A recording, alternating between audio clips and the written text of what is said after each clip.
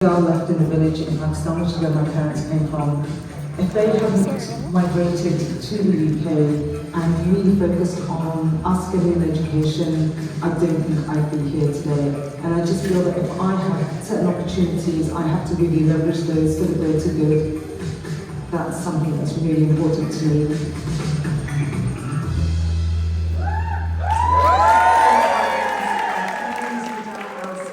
I'm the founder of Brainspark Games. I'm looking for £10,000 for 1% equity. I started the company because I literally couldn't get my kids to stop gaming. I don't know if any of you have had this problem, but when I was helping my son with his 11 plus exams a few years ago, it occurred to me that if millions of children globally are playing mobile games, then why are we not disseminating educational content through games? We've condensed 12 weeks of tactile learning into just a few hours of fun, fast gameplay. Our games are designed for girls and boys to be played as part of a mainstream lesson plan, an after-school activity, or on the go if you're traveling or something like that. We've play-tested our games with over 1,800 children, parents and teachers and developed a really strong product market fit. And I hope that you will consider joining us on that journey. So if I could ask one of the dragons to have a demo, maybe with our game? Go on. Go on, come on, it'll be fun. Let's definitely up here. I know what we're doing. A digital platform which aims to channel children's passion for gaming into a love of learning is the offering from Reedah El-Saie. If you just scroll through the carousel, that gives you a sense of all the different subjects: physics, maths, languages. So these are a lot of the games that are currently in development. So what we've done with the climate game is we've researched 14 core subjects that explain to children the causes of climate change. So if we go into industrialisation, Yep. Reedah is seeking £10,000 in exchange for 1% of her business. So we always have exploration mode and you click to the portal and then you would find your way to the portal to build a sustainable city. So if you use the navigation button here, you can explore. So we'll probably don't want to walk around on the path too. Don't want to get run over. He's lost already. Tuka Sullivan may be struggling to get his bearings, No, you did very well. but will this combination of technology and teaching have the dragons heading straight for their pockets? Stephen Butler is first to find out more. Reedah, really interesting. What's your professional background? So I'm a qualified barrister. I've had a number of businesses in the creative industries, and prior to starting this 3-4 years ago, I worked as a portfolio manager in culture, heritage, tech and education-led regeneration with government in the UK and the Middle East. Are you focused on this business now, or are you doing something else? I mean, I resigned from a very well-paid job that I absolutely loved in August 21 because I realised that I either had to scale and grow this and commit full-time or stop. So I've been full-time since. So funding-wise, how have you funded this business? So I put in over £470,000 of my own money from my salary and my savings. And are you the only investor in the business? So actually we've just closed a round. We've just raised 1.4 million. We raised £700,000 through what I call super angels, predominantly from the games industry, and then we secured our 7th Innovate UK grant for £700,000, so they match funded the investment. How are you marketing this? Because it sounds like this is for schools. By going into schools and doing play testing, by going to public spaces, by doing a bit of social media marketing. Okay, I have a question about the business model, which is how you intend to make money, because it's pretty difficult to make money from schools. Yeah, it is. So that's why we're at the intersection of gaming and education. So our business model ensures that the games are free for children, the end beneficiary, but we charge £20 per year for a turbo GCSE game. We're also charging £20 a year too? The client will be the parent for the GCSEs, because where they buy revision textbooks, exam questions, that sort of thing, this is a supplemental tool. And then we've just finished building our Creator Spark, which was funded by £350,000 Innovate Smart Grant. And the USP around that is that it allows educators to go in and track how well a player is doing. So that subscription is being sold to Do schools. you know what my concern is? My concern is there's been a lot of grants, but is there any evidence of a business model here? Yeah, I think it's a very valid concern. We're pre-revenue, and we have been in 2 years of very deep R&D, and we now need to pivot and really start selling our subscriptions.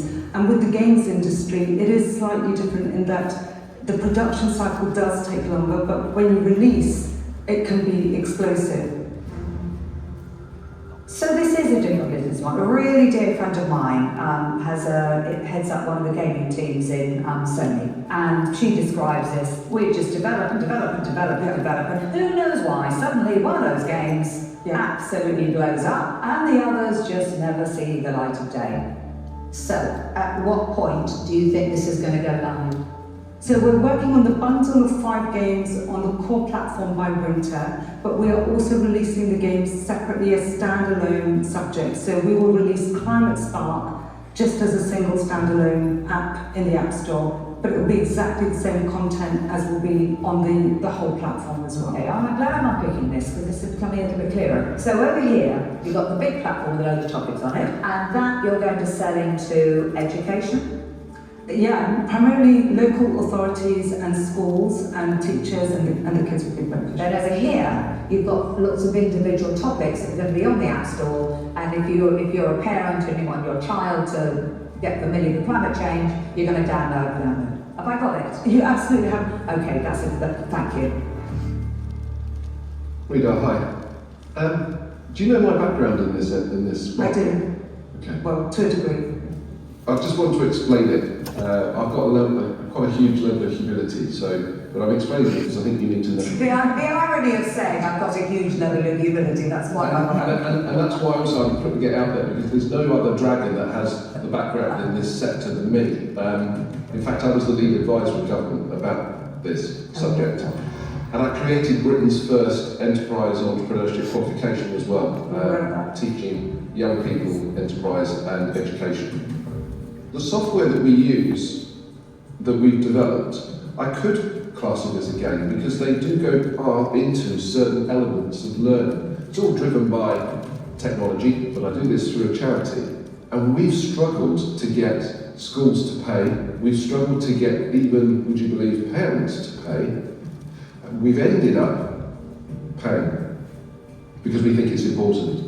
Yeah, I mean, that's why I've just gone on with it and done it. I know, and this is why I so admire you. I really do. I think you're a leading light in this. Thank you very much.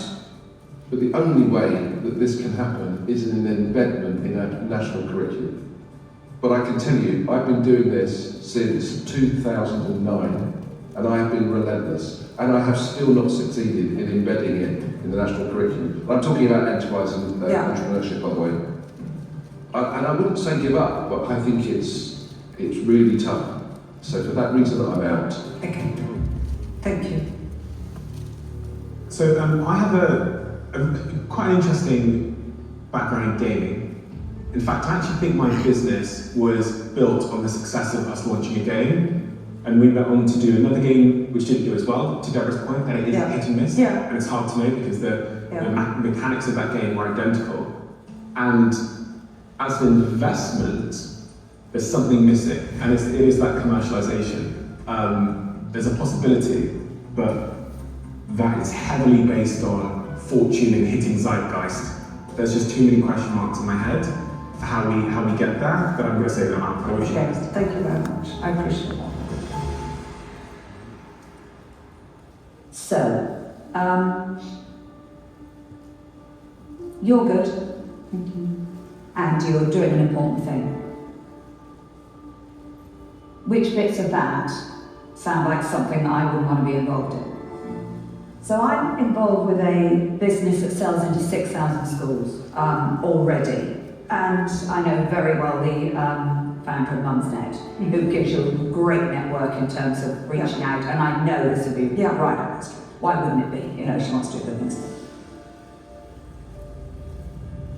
So yes, I'm going to offer you all of the money. I'm going to offer you the £10,000. So you're 1% of the business.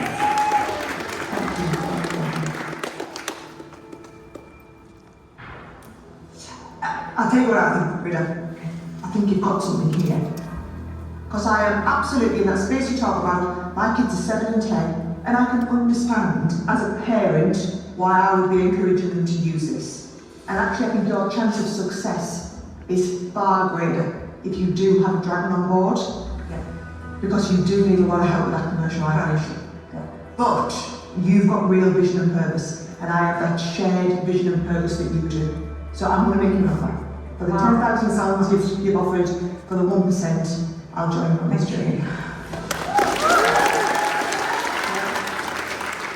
You're very clever. You put up 470,000 of your own money. You've given up a very lucrative job, and I respect you for that. Thank you. You know, and I think I'm sure you've had sleepless nights. I have. Look, I do admire you and I respect you a lot, but I can't do it for 1%. What I can do is talk about giving you some office space for 6 months. You'd be sitting right next to my office, so on a constant input basis, bouncing off ideas. So I'll give you the whole 10,000, I want 5%. And for that, I will give you more time than I would normally give, to be honest. Okay. 5%. So I just really want to thank you all for your feedback, and I really would love to have all 3 of the dragons, if that's at all possible. And I wondered if there's any way that you would consider the 1% rather than the 5% for the £10,000, because I do feel it's a really fair offer to... It is a fair offer. If I'm going to be a semi-passive investor, and you've got 2 great offers here, Yeah. and I must say, and with all due respect, they can both deliver, you know, but you don't see them every day. It's a slight difference. That's what I'm offering.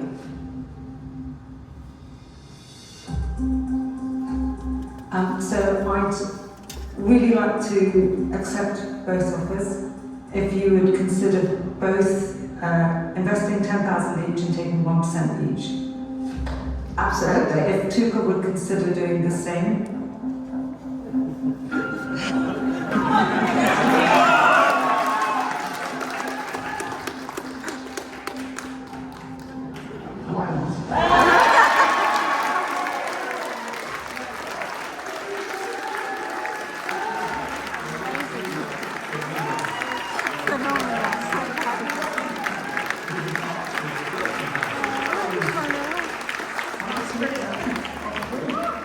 And the backing of a trio of dragons, one of whom was convinced into breaking his #1 rule in the den.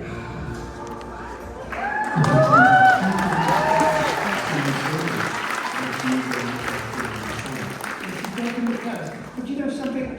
She's put a lot of her own money into this, and I admire what she's doing. I'm feeling relieved and over the moon. I did not expect this result at all, but I'm really, really excited to see how quickly we can scale it.